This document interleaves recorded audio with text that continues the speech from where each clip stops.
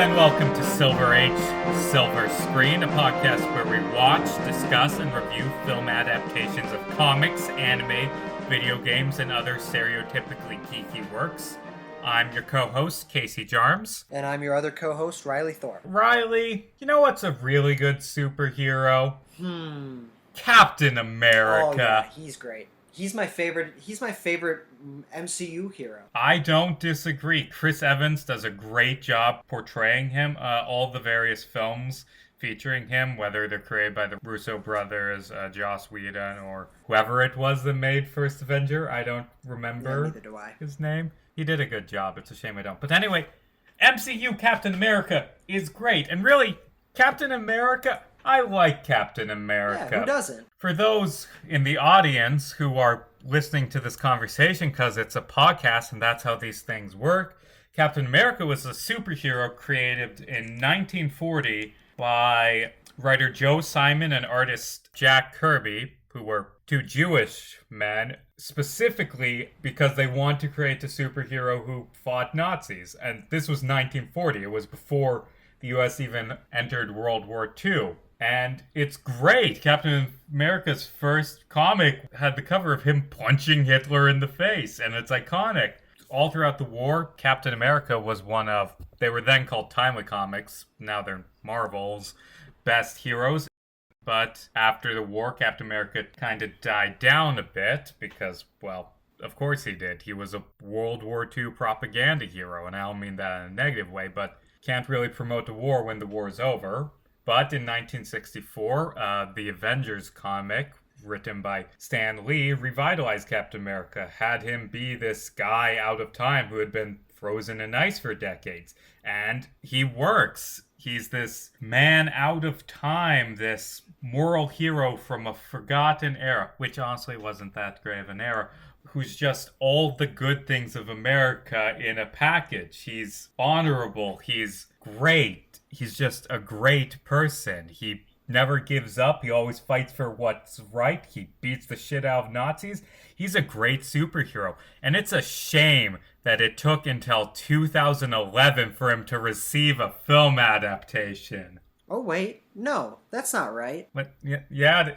What, are you telling me that they made a Captain America movie as part of his 50th anniversary and only gave it a budget of $10 million, and it was really bad, and they didn't push it to theaters and instead released it on cable 2 years later? Is that what you're telling me? I think that's what I'm telling you, Casey. Oh god, that movie sounds awful. What, did they give him rubber ears and have him never do anything cool? That and so much more in the 1990 Captain America film. Yeah, let's just jump right into this. Actually, before we get into it, here's a thing that is just weird. We should talk about the guy who plays Captain America. He's no Chris Evans, but he tries his hardest, and really it's the film that's the problem. But have you ever read Catcher in the Rye? I have, but funny story about that. This is a little bit of a tangent. I read it and then immediately forgot everything about it. Yeah, I have a lot of feelings about it. It's fun. It's one of those books that's well written, but also kind of... Right, it's a classic in American literature. Why would you bring that up? Well, because it was written by a guy named J.D. Salinger. You may know him for being a recurring guest character on the show BoJack Horseman, host of Hollywood Celebrities. What do they know? Do they know things? Let's find out. Anyway, his son stars in this movie, and really... nothing about Matt Salinger's performance in this movie has anything to do with his father. It's just really interesting that there's that connection. He looks the part. He's a very tall, blonde hair, blue-eyed, good-looking man who's in shape. But beyond that, there's absolutely nothing about his character and how he portrayed this character that is Captain America. Yeah. Also, it's weird. I don't know if he has a slight lisp or something, but he pronounces words wrong. Did he? I didn't notice that. It was just slightly off. But anyway, let's get in. Let's start at this beginning. The beginning of this movie. This movie opens, weirdly enough, in Italy with a cold opening of Nazi scientists kidnapping and experimenting on a young boy by the name of Tadzio de Santis. and turning him into the Red Skull. And then it cuts to 7 years later in the middle of World War II, where the US military has found out that Nazi Germany is planning to launch an attack on the White House. And the only thing they can do is have this German scientist who, fled to the US. Her name is Vasily. It's weird that she isn't Ursine like in the comics, but whatever. And they have this Nazi scientist do the same experiment that created the Red Skull, this evil Nazi supervillain, but they do it on an American guy with polio named Steve Rogers. But right after the experiment, a Nazi shows up and just kills her. It's such a cheesy scene how he walks into the base, shouts, "Hail Hitler," does the salute, then pulls out a gun and shoots someone, and everyone just stands by and watches. It's so cheesy. And then the newly created Captain America chucks him into the machine, destroying all the research. Nice job, Steve. Mm-hmm. But anyway, they send Steve to Germany alone to stop this evil Nazi plot to blow up the White House. And he sneaks into the base and meets his terrifying foe, the Red Skull, and immediately gets his ass kicked and gets knocked out. Which really raises the question of why did they choose just this random dude who has no combat training to be a superhero? Right, yeah. For this one really important mission that they sent him in alone to do? Right. But anyway, the Red Skull, being evil, ties him to the missile and then launches it at the White House. The first third of this movie, it covers World War II era Captain America, and I'd like to treat it as a separate thing before we go on to the modern day stuff, because they're kind of two different movies. But anyway, what happens is Captain America gets launched at the White House on a missile, and then it cuts to Washington, D.C., where we meet a young child by the name of Tommy Kimball, who says a lot of exposition. Gee whiz, I sure want to be president someday, which is why I am in Washington, D.C. right now. Dialogue is hard. Anyway, late at night, he's looking at the White House, and he sees this missile coming in very slowly, and Captain America's on it. And Captain America, after somehow surviving the trip across the Atlantic Ocean, just kicks the missile, and it misses the White House, and then he is dead. Or is he? But that is Captain America's World War II adventures. And let's talk about that mess. So, right out the gate, just to let you know the quality of the film, the first scene takes place in Italy, and the characters are speaking Italian. But there's no subtitles to it, so you can't understand what the hell they're saying or what's going on, unless you speak Italian. I don't know if I should be saying this, but I got this video from a less than reputable source, and by that I mean it's completely free on YouTube because Marvel doesn't care about this film enough to take it down. Exactly. But anyway, at first I'm like, oh god, is this a Spanish dub? Because there's no subtitles and I can't understand anything. They have no subtitles for it. Maybe they did on a DVD release or two, but not this one. Not the one we saw. No. And right out the gate, you see some really interesting... pretty much lets you know the direction this film is going. They kidnap this young 11-year-old boy and perform these experiments on him in order to turn him into the Red Skull, as Casey mentioned a couple minutes ago. But before they do, they show a lab rat that they gave that exact same experiment. The lab rat is it's a puppet of a giant rat that has been Red Skulled out. He's all no hair, bright red skin, and it looks so cheesy and so stupid and so fake, and it's just right out the gate you're like, okay, so this is what we're in for. We got super rats. And the Red Skull's World War II era costume doesn't look much better. And here's the interesting thing about that I realized later on watching the film, is if you do the math, in that scene where you see the Red Skull, he's got to be 13 or something. No, he's right? 18. He's 18 or 19 because they kidnap him. He's kidnapped as a child. Then 7 years later, he fights Captain America, which is weird. It's Captain America beating up a teenager. Right, exactly, and it's weird to think of the Red Skull as being a teenager at all. It's like, again, it's like this is the level of care. To be fair, in the comics, Red Skull is actually younger than you'd think. I'm pretty sure he's like 18 when Hitler comes to power, and then so he'd be like in his mid-20s when he fights Captain America, as opposed to being as old as he is in First Avenger. But still, it's weird. Added to the fact that Red Skull in the comics is very clearly German. But no, for whatever reason, they decide to make him Italian. And it's... what? I think maybe it's because they wanted to film in Italy, but you can have a German dude live in Italy. Exactly. And I'm going to touch on this later, but it's like the tiniest changes that make the biggest deal. It isn't just that, they made him, as opposed to being a German soldier who was really into being a Nazi, they made him an Italian guy. What's the difference? Well, the difference is in this film they make Red Skull kidnapped and transformed into the Red Skull, as opposed to becoming a super evil Nazi by his own initiative.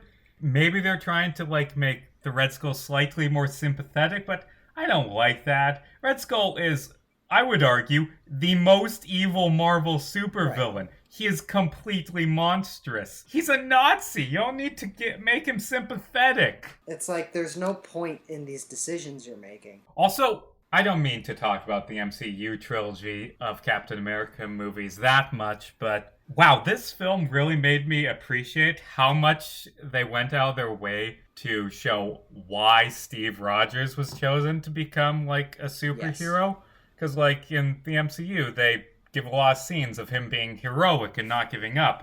His introductory scene has him getting beat up by 3 dudes much bigger than him and not giving up. And later on, what finally gets him chosen is him jumping on a grenade during training. In this, this is Steve Rogers. We're gonna make him into Captain America. But why? No one knows. This 30 minutes, like you said, it's its own thing. That's just the setup. It's so much story, but it's so ungodly rushed. I thought the Death Note movie was rushed. Good God, this is horrible how rushed this story was. And Steve Rogers as a character, we just mentioned it earlier, Matt Salinger played him. Good God, is Matt Salinger a terrible actor. Holy shit, I thought he was bad in this film. And it's admittedly, it is not just him, it's everybody around him, but still, it's his introduction, he's standing on the other side of the counter, staring at his mom really creepily. Fun fact about this film that I realized, have you ever seen A Christmas Story? Yes, wait, You know, the one with Ralphie and the BB gun and all that? Yeah, wait, is Captain America's mom Christmas Story mom, or where are you going at? Both of Ralphie's parents in A Christmas Story are in this film. That's so weird. Ralphie's mom plays Steve Rogers' mom, and his dad plays the general who later betrays the president. Oh God, you're right. That's weird. I don't mean to harp on this, but God, Captain America's a loser during the World War II thing. He gets knocked out in his fight with Red Skull, and he only succeeds because the villain decided to do a James Bond thing and, instead of shooting him in the head while he was unconscious, tie him to the missile, and then he was able to kick the missile. I mean, I would argue that Captain America in this film is a loser no matter what, but, even in the modern day stuff, he's a loser, but... Because the whole thing about Captain America's origin is that he was a physically small person who had a lot of health problems, and due to the technology of the time, and special effects and all that, and the budget they had, it's they couldn't do the CGI stuff that they did to make Chris Evans look But they don't even have him, act and look weak. They give him a little bit of a limp, but that's it. It's not even addressed. It's you just see him limping. According to, the director, he has polio, but I don't think they say that. They don't. And they just say he's sickly, but also he's this big buff dude. And again, getting back to what you said, it's in the MCU, they very clearly demonstrate who Steve Rogers is. He's very intelligent, he's thrifty, he's honorable, he's willing to lay his life on the line in order to protect other people, and that's why they chose him as Captain America. And it goes into his dynamic he has with Red Skull. In the first Avenger, they don't share too many scenes, but the scenes they do have together, their chemistry is very well done, and it establishes a relationship between the two of them from very early on, versus this film where it's just like, oh yeah, we found this guy because, and we're gonna do this to him because, and in the film in First Avenger again, I'm gonna be comparing this. I'm gonna be honest with you. I'm gonna be comparing this to what the Marvel Cinematic Universe did with Captain America a lot, because who gives a fuck about this movie? But seriously, they established that Captain America is a hero. He's like an idol overseas in the United States. They're like, oh man, like Captain America, he's actively overseas fighting in the war. In this film, he's like, oh, they sent him on a secret mission and he's just kind of a nobody. Yeah, he does one mission, arguably fails it, and is just forgotten. Like, it isn't this World War II hero's back, it's, oh, that dude was alive 50 years ago and is still alive. That's yeah, cool. and only a few people know about him. Also, speaking of it being a covert mission, that doesn't really make much sense with the costume then. Why he wear Captain America costume? I mean, in the comics and MCU, it's because he's like this symbol that people look up to and cheer for. But in this, it's just this very cheesy rubber costume with wings coming out. And also because the helmet chafed Matt Salinger's ears, they just put rubber ears on the costume. Yeah. That don't look good. No. They're very They fake. explained that part away in like a few lines of dialogue. Like, basically, it was like an heat-resistant, flame-resistant suit. Yeah, but he never gets shot by fire or anything, so I guess that was pointless. He also said, man, whoever designed this had no sense of fashion. You're right. No, they didn't. But acknowledging your flaws doesn't mean the flaws go away, you know? And part of this is because the film had bad budget, and we understand that. But we're still gonna make fun of it. You know what's worse than the costume, though? The shield. Oh my god. It is made out of plastic. It was a literal frisbee. Yes, It's clear. It's translucent at parts. Like, the light shines through it a few times. I'm like, it's like literally a millimeter thick. Less than a millimeter. Yes, it's so very clearly plastic and not metal. And also it makes a weird whoosh sound when it flies through the air, which it's weird. It really defies the laws of physics. I mean, I know Captain America's shield is always kind of on the laws of physics, but at least they show it like bouncing and ricocheting usually. In this, it's just like a boomerang shield. I don't know. The concept of time means nothing in this film. Like, things will happen in such a short amount of time. Travel time, what's that? What is travel time? You know, like, Captain America will be on, like you said, on that rocket, headed right towards the White House, and then the very next, he deflects it and he goes back into the air, and then, like, the very next scene, he lands in Alaska, on the literal opposite side of the continent. Not the country, the continent. That journey should have taken a bit of time. He should probably been killed by the cold. Oh yeah, absolutely. Also, if they knew where the Nazi base is, why didn't they just do a bombing run? Right, exactly. Something interesting I noticed is there was a Marvel reference to another character, the Human Torch. Yes, there's a scene, not just that, okay, to set this up, like, Child sees Captain America, and then we see him with his other child friend, and neither of them are the best actors. Anyway, discussing this, and he's like, who could that have been? Let's see, wasn't the Human Torch, wasn't Namor, which means that other Golden Age Marvel heroes exist, which is interesting. Oh, yeah. Very much so. It doesn't really go anywhere, but it's a neat little It's a cameo. neat Easter egg, is essentially what it is. Yeah. So, basically, everything that the first MCU Captain America film was, everything that happened, is the first 30 minutes of this film. Except for much worse. Except for much worse, exactly. And I'll touch upon that later, but I get having set up to a film and it coming across as kind of its own thing. I get it. Like, having a cold opening like that, I get it. But it's a third. It's not a cold opening when it's a third of the film, though. Yeah, exactly. Like, I get what they were going for, and it's so important and it's so rushed. Because it's like doing a cold opening. You can't have it be a third of your film. B, the point of a cold opening is that there's very little impact on the rest of the story. It's just kind of giving you a bit of information. But it's like they set up so much. Steve Rogers' character, his relationships, the world, all of that. They just set up the entire story. So it's not a cold opening, it's the setup of the film. And it's so rushed and so terrible, with horrible writing, bad acting, terrible special effects, horrible costuming, all of that. And there's a lot of ADR problems in this. Like, there'll be scenes where people will be walking towards the camera and their voice will be talking, but their mouths will not be moving at all. It happens multiple times in this film. It's like, oh my god. Realistically, this film did not have a big budget, as you mentioned, because comic book films that weren't based off of Batman and Superman were not considered the gold mine that they're considered today by any stretch of the imagination. And even at that point, the Superman franchise had been going downhill. The Batman franchise started going downhill. It's like, Batman would have gone downhill. Yeah, this was 1990 when this film was made. This film was in production at the same time as the Tim Burton Batman movie.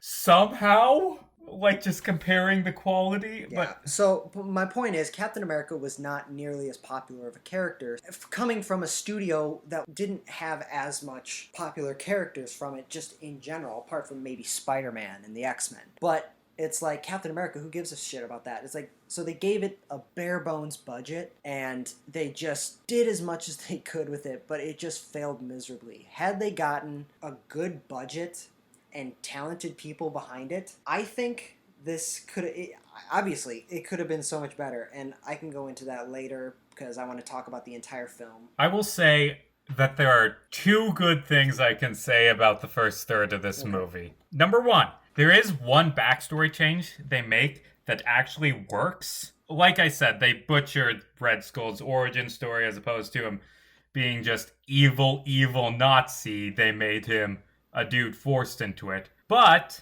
they did add in the fact in this film that he was a failed prototype of Captain America. Mm-hmm. That's where this came from. It's also used in the MCU because it's a good idea of Red Skull's disfigurement and his strength being because he was an early attempt by Dr. Erskine to make Captain America. Yeah. I like that. That's something they got right. Exactly. And they do call back to that throughout the film. Like, later on, Red Skull will be telling him, like, we're Red brothers. Skull calls Captain America brother a lot in a thick Italian accent. And at one point, he just does it so much that Captain America shouts, "Stop calling me brother!" To be perfectly honest with you, I had no idea that that wasn't a part of Captain America's story. No, it's something that just seems so right and so thematically important. The MCU movie, like, does the serum brings out the good and the evil, and sort of symbolically, it disfigured Red Skull, not just because it was a prototype, but because he was evil. That's one of the only good things I can say about this film. The other good thing about the beginning, I think the first third is the best third of the movie. Oh yeah, I'd agree. When you compare it to the other two because thirds. At least something's happening. I think that's a good segue into the last hour of the film. First thing we see after Captain America gets frozen in ice is a bunch of newspaper headlines, like showing the passage of time. It shows the moon landing, it shows Nixon getting kicked out, it shows Vietnam, and throughout all this we see headlines about Tom Kimball, the little kid from before, growing up and becoming a war hero and a senator, and then finally becoming president. And then the next part of the movie opens with him giving a speech about his new environmental regulations.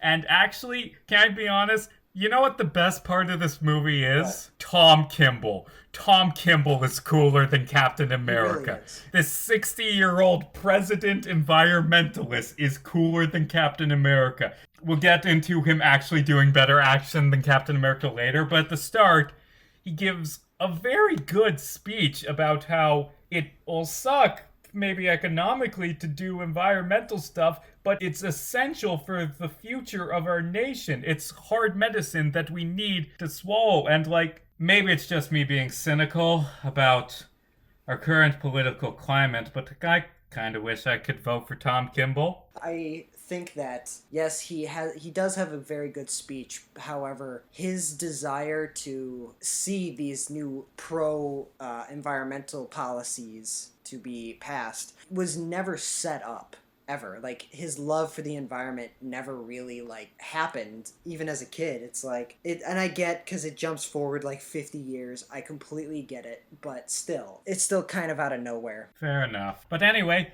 Tom Kimball's new environmental policies get the attention of an evil group of billionaires led by the businessman who is the Red Skull. Mm-hmm.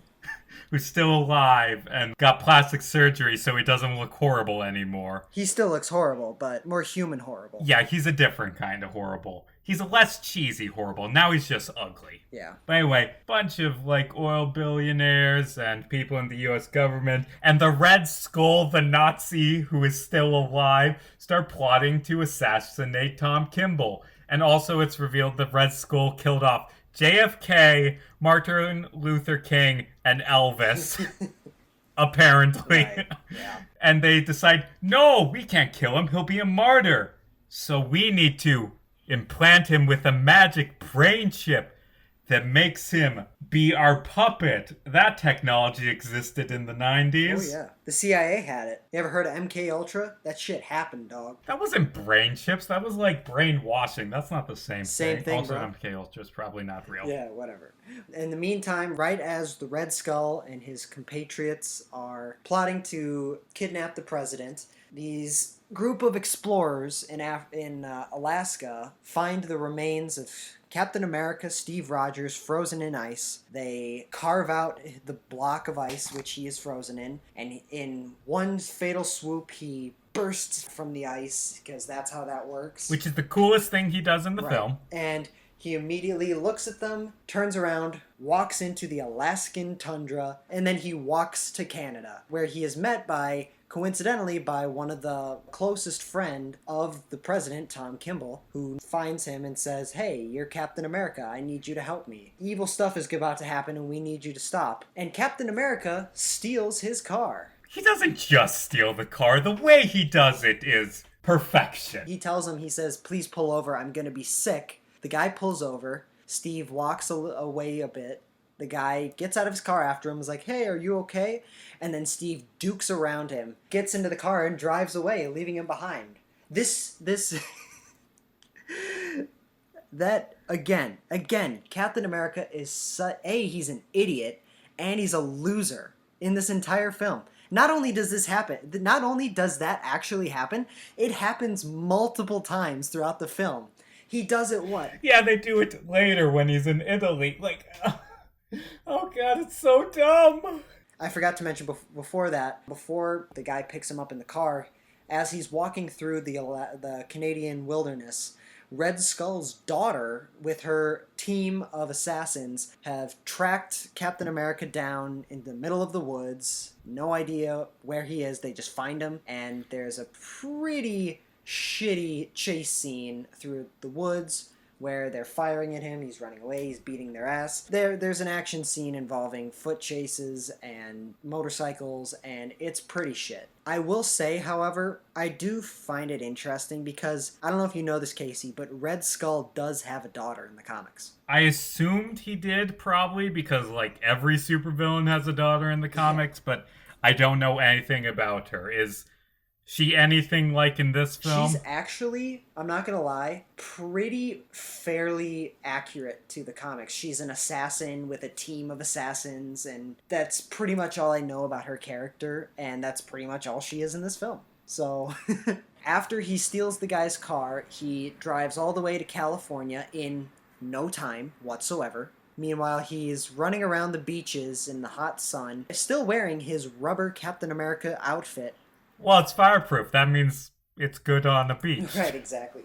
He's wearing the suit underneath a giant long trench coat in the middle of the California heat, in the middle of the California sun, and he is just walking around horrified about how he's just lost 50 years. Now, that, again, in and of itself, is a good idea that they explore. Seeing him experience the world and experience life now 50 years in the future, we get to witness that. And, again, it's really cheesy and really shitty, but, like, as an idea, it's a good idea. I mean, it's not quite as good as the walking into Times Square, but it's something.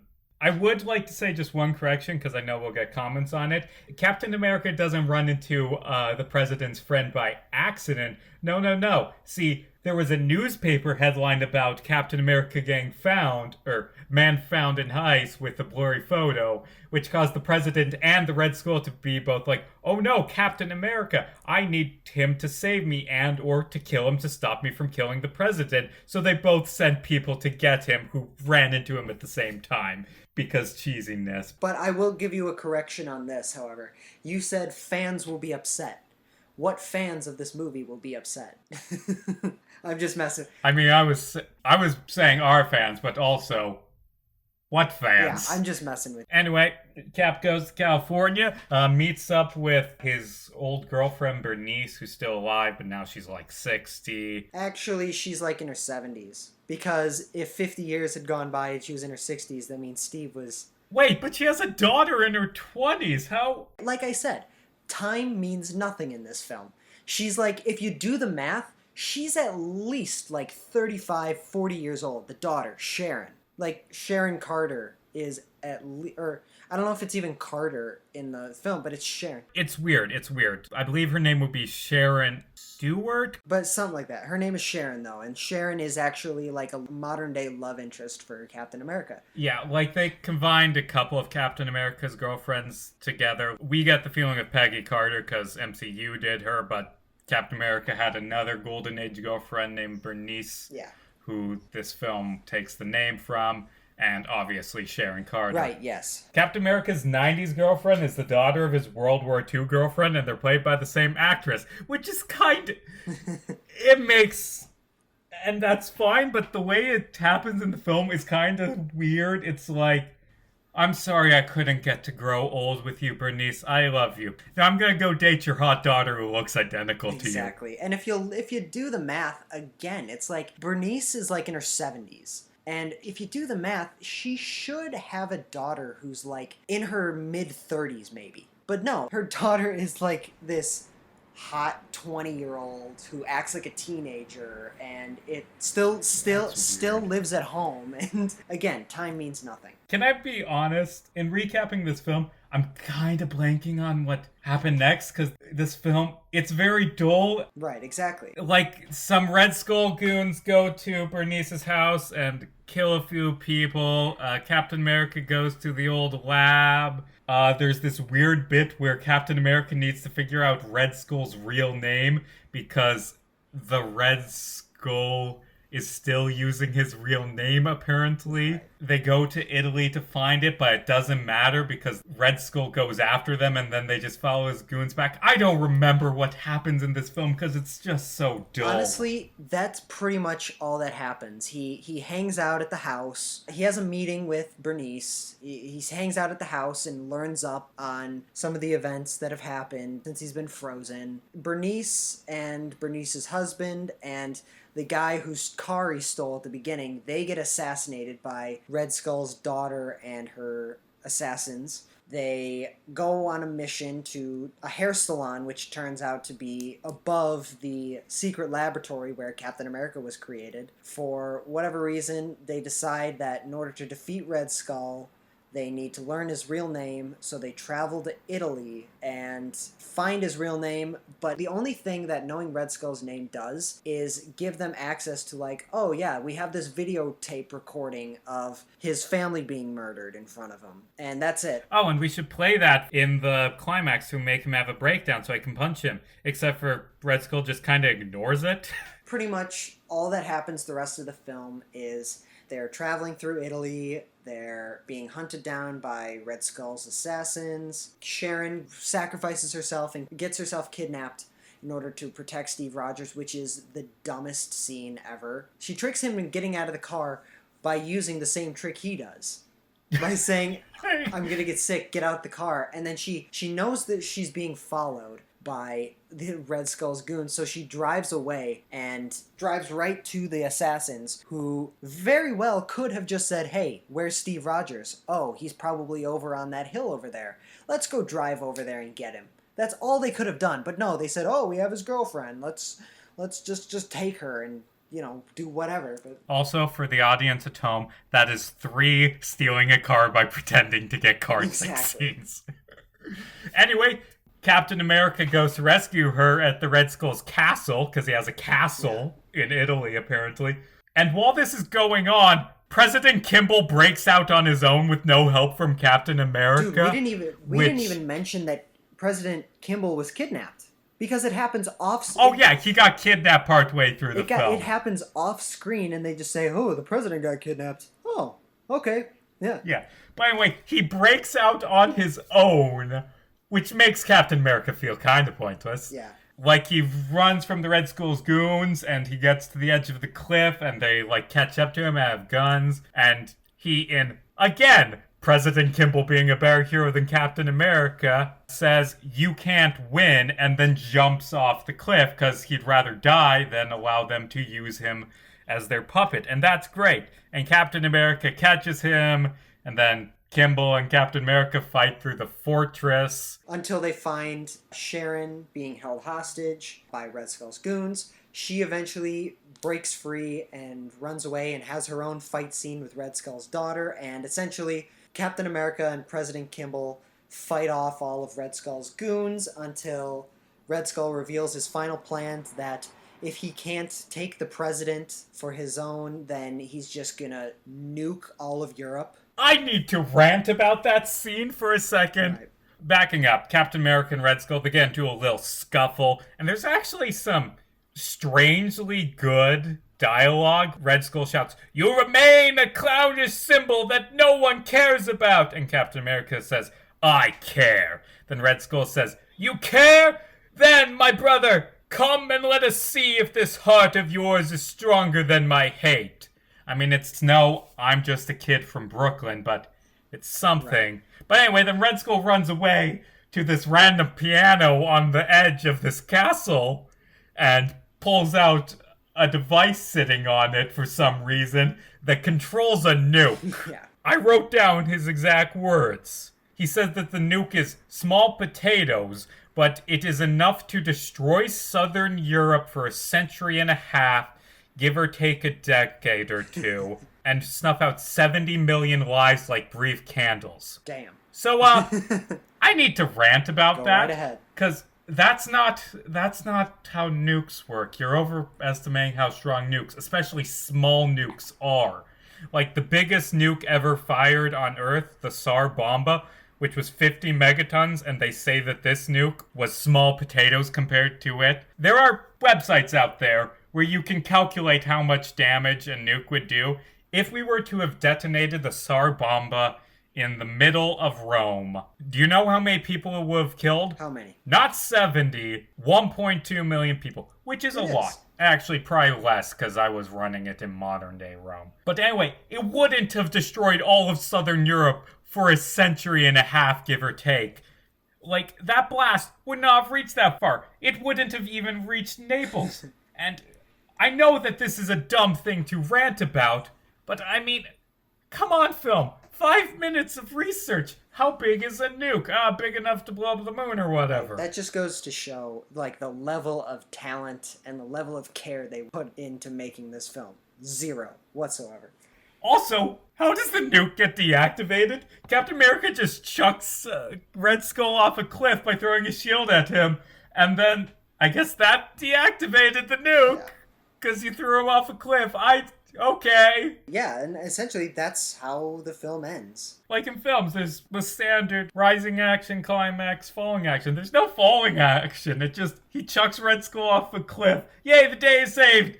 Credits. I will say, one scene I thought wasn't quite as terrible as the rest of it. Like you said, the action climax, it did have some decent things going for it. Like the scene where President Kimball and Steve Rogers meet and they shake hands, and Kimball is meeting his idol, his hero, and he decides, no, you're fighting for your country, so I'm gonna fight for mine along with you. Kimball beats ass. He is really good. And there's some good stuff in that, but overall, this film, almost every single aspect of this film is terrible. It's like finding a needle in a haystack, but the haystack is Ohio, you know? It's And honestly, the biggest problem with this film, it isn't even funny bad. Yeah. I mean, there are a few things we can make fun of, like the car stealing Right. scenes, but there isn't a lot of dumb cheesiness. It's just dull. It is constantly dull. It's just so dull and boring, and nothing happens for most of it. And whatever does happen is terribly written, terribly acted, terribly edited, with horrible costume and special effects. I thought it was very boring, but I didn't necessarily hate watching it. I thought I'd hate it. Like, I thought I'd heard so much about this film, about how bad it was. I didn't hate watching it. I was just kind of like bored with it, you know? This film's horrible. Like, it's terrible, and I'm not defending it at all. However, I've thought a lot about this. On paper, this is not a bad Captain America film, by any means. The story, the themes it explores, the character arcs, like, on paper, on the page, this is not a bad film. It explores his origin. It covers the same story and themes that Captain America the First Avenger, The Avengers, and Captain America Winter Soldier. It basically covers that story and those themes from that film. So it's like a story like that, it can be done well, and it has been done well. It all boils down to execution. And the execution was god-awful. It's so bad. Like, in Captain America the First Avenger, we see his origin, who he is, why he wants to join the war, why he has such a chip on his shoulder, why they chose him to be Captain America, and how he's a symbol. And then it explores how he adjusts to coming back, having been in the ice for half a century. Like you said, being a soldier who has to continue the fight, being a man displaced out of time, having everything he knows and everything and everyone he knew and loved just being gone, having to make a whole new life for himself while still being the hero that everyone tries to strive towards. All of that was covered in the first 3 Captain America films in the MCU, or in the first 3 films Captain America was in the MCU. So in terms of story, this is not a bad Captain America story. And even some of the more stuff they take more liberties on, like President Kimball. President Kimball's whole involvement in this film is like, Captain America is a hero. He's an idol, and he inspires this man to fight for his country. This film's horrible in execution, but on paper, this is a pretty decent adaptation. It's a better adaptation than it is a movie. I mean, don't get me wrong, as an adaptation, it's not that good, but it's so much better of an adaptation than it is a film. This movie had potential. Had they gotten the right budget and a good talent behind it, this could have been an 80s, 90s style action movie starring Captain America. That sounds fucking awesome. Think Commando, but Captain America. That's awesome. But they didn't have the budget to do that because they didn't give them the budget to do that. Well, it's probably for the best that they didn't give it a good budget because, I mean, sure, that would have been good, but that would have also cost a lot of money. It was much more profitable to give this film a shoestring budget. I mean, just look at its massive box office returns of $10,000 after spending $10 million. Ah, shit, we messed up. I still honestly cannot believe that this movie cost $10 million. Captain America's suit, it is comic accurate. It is comic accurate as hell. But good God, does it look heinous. And it looks uncomfortable to wear. It's like rubber, and you can see the seams moving. It was uncomfortable to wear. That's why they had to have the rubber ears. Like I said, the first 3 films with Captain America in them in the MCU, they had this story. They had similar themes, but they also had energy and good pacing and good talent. And Captain America was cool and did crazy, awesome Nazi beating up stuff, right. and throwing his shield and it taking out 3 dudes and like punching aliens and like taking out those dudes in the elevator. And there is not a single good action moment in this entire film. Not at all. It's just boring. There was a fight scene completely in a dark room. And I said to myself, I go, yep, budget was running low here. If we turn the lights off, they can't see how little money we have. Exactly. Like I said, like an 80s, 90s Arnold Schwarzenegger, Sylvester Stallone, Jean-Claude Van Damme style Captain America film, that sounds awesome. That's what this could have been. But they didn't give it the right budget, and they didn't put the right talent on and behind the camera. And again, like, they just got the character of Captain America so terribly wrong. He's a loser, he's an idiot, he's just a good-looking guy, and that's it. Honestly, one thing I did appreciate of this film, the character of Sharon, she could have been just this damsel in distress, always getting kidnapped and having to be saved. No, honestly, she is the brains of the operation. She's more resourceful, more intelligent. When they go to Italy, she, like, actually speaks Italian. Oh yeah, Cap probably should have figured out that would have been a problem, but nope, because he dumb. He actively tries ditching her. Yes, it's to keep her safe, but she's also demonstrated that she can take care of herself. Like, in the final action scene, she has an action scene. She fights Valentina. Yeah, she fights Red Skull's daughter. The portrayal of Sharon could have been so terrible and misogynistic and offensive. Honestly, she's like the brains of the operation, and she can hold her own in a fight, so that I appreciated. It's really not good, though. No, it's not. When your main character is the fourth best character in the film. Behind a random woman. The President and the Red Skull, who, I mean, he's cheesy, but cheesy over-the-top villains are better than bland heroes, I guess. Right. What did you think of the portrayal of Red Skull? I don't like making him not a Nazi, but other than that, he's all right. The makeup of Red Skull in that one scene where he is actually have a red skull, the makeup looks horrible. Then later on in the movie, he's gotten plastic surgery. But he still has the scars. Right. I think that's a good balance for if they couldn't make him look as good as, like, Hugo Weaving doesn't. He didn't look terrible as a more human version of Red Skull later on. I mean, it didn't look great, not gonna lie, but it didn't look as bad as it could have, I guess. It didn't look as bad as the Red Skull. When I heard Red Skull speaking, my first thought was his voice sounds exactly like this character in Star Wars: The Clone Wars called Senator Lot Dodd. He's one of the Trade Federation guys. The green guy with orange eyes and the big hat. I don't know if you remember, for those of you who remember this episode, the episode Padme gets poisoned, the guy that poisoned her, his voice sounds exactly like Red Skull in this film. It's so crazy. Like, I actually looked it up. It was like, is it the same person? The same actor? No, it's not, but it's just they talk the same. He's like, Captain America, Senator Palpatine. We are both tragedies, and now I send both our souls to rest, brother. All I heard was like, Senator Clovis and Senator Amidala. The voice and the nasaliness, it just sounded so much like a cartoon villain. Literally, a cartoon character villain.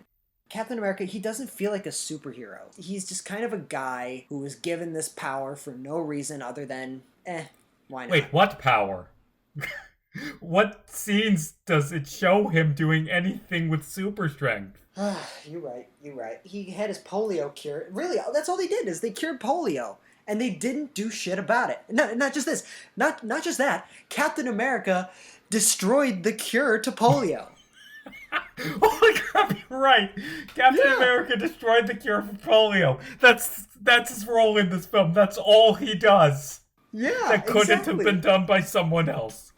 Yeah, I know. Like literally, like he has polio. The experiment cures that. Essentially, that's all that experiment did was cure his polio and kind of make him physically fit. And it's like, then he throws the guy against the machine, thereby destroying it.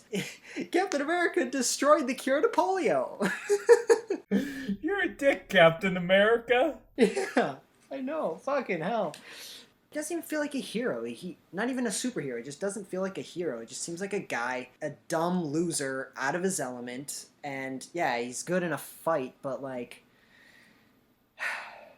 it's just, I don't know. This movie, in pretty much every aspect of it, it's terrible. But I will give it this. At least it is kind of trying to be faithful adaptation. I suppose. The story, the themes, even the costume, it's like they tried to make it comic accurate. The problem is there's trying and then there's succeeding. There was once a guy in the early 20th century who designed a suit to allow him to float safely to the ground after he jumped off the Eiffel Tower. There's trying and then there's succeeding, okay? That man died. Like, there's trying and then there's succeeding. And they failed miserably. So, on a scale from 1 to 10, How would you write the 1990s Captain America movie? Honestly, I'm gonna give it a 1 because it's horrible in pretty much every aspect of it. But like I said, there was potential here. They tried. There was actual like potential here. It's just everything, the execution squandered it and did it so terribly. So I'm gonna give it a 1. What I have written down is 4, and now I feel that that's too high. Yeah. But yeah, honestly, I'm gonna give it a 4. Okay, that's fine. I mean, you honestly, you have a bit more lighter of a scale than I do, so. For reference, I would give Birdemic a 2. Like, a 1 to me would be a film that just is an insult, like a birth of the nation type thing. But yeah, I give this a 4, which means it's 2 points better than Birdemic. I didn't hate watching this like I expected I would. It's just bland, boring, rushed. Writing, acting, directing, editing, special effects, all of it terrible. There are good ideas in terms of comic accuracy, but it's just not good. Honestly, and it's not unwatchable. Like I said, it strikes me as the type of film that would have like a cult following, but like it's still really boring in that, so I don't really see it having much of one. If you want to see this film done well, Watch Captain America: The First Avenger. watch First Avenger, The Avengers, and Winter Soldier. They're basically this story done immaculately in comparison to what this film is. And while you're at it, watch some other MCU movies, because even the worst MCU movies are so good compared to this. There's a reason why they're at movie number 23. They make good films. Yeah. And they know what they're doing. Unlike the people that made this film. Riley, where can they find you? You guys can find me on TikTok and Instagram at Riley James Thorpe. And you can find me on YouTube at Riley Thorpe. Also, check out the first mag train out of Cleveland and other short stories available now on Amazon. It's a collection of sci-fi short stories I wrote. Ebooks only a few bucks. Go buy it. We'll be next week, assuming neither of us get car sickness. Next episode, we'll be discussing our ideas for how to make a movie about a team of villains a la Suicide Squad or the Thunderbolts. Anyway, as always, I'm Casey Jarmes. And I'm Riley Thorpe. And hey, it's just a movie. Don't lose your head about it, especially not to a ladder.